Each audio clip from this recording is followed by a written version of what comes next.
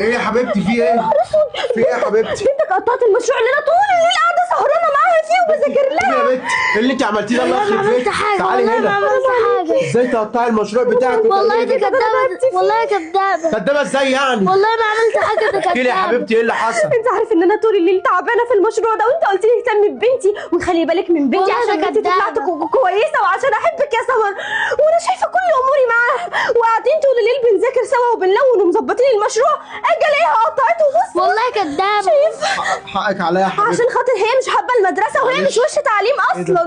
بص يعني ومبهدله. والله يا بابا ما عملت حاجة، دي كدابة. مرات ابوكي تتعب في المشروع كده وتعملهولك وانت تحطي هدوم المدرسه والمشروع. والله يا بابا ما انا عملت حاجة، والله ده اليونيفورم جوه. اعدلي لي وشك هنا، يعني انا هوديكي دار ايتام يعني عشان اخلص منك، ولا اوديكي عند جدتك اللي بتفضل تضربك؟ اعمل فيكي ايه؟ لا والنبي بصي يا انت بابا. عملتي ايه في المشروع؟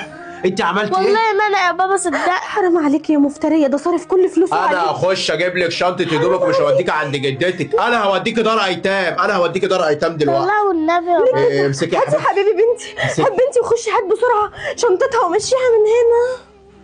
مش انا قلت لك همشيكي انت اللي من هنا؟ هتمشي، انت اللي هتشوفي. هتمشي. خلاص يا انت بنت اللي هتمشي. ما تزعليش يا حبيبتي، خلاص ما تعيطيش. ليه كده ليه كده يا مايا؟ حرام عليكي، ده احنا صارفين اوعي. دم قلبنا عليك. اوعي. ايه ده؟ مش دي شنطتي انا؟ يا حبيبتي شنطتك انت. إيه وهي بتعمل ايه هنا؟ ما انا نسيت اقول لك، وريني كده البنت دي. ما البنت كانت بتعيط، فانا قمتها من على السرير، ايوه. فكنت واخدها تاتا تاتا تاتا، فببص لقيتك بتقطعي البنت المشروع والكراريس بتاعتها وكل حاجه، وظلمت البنت.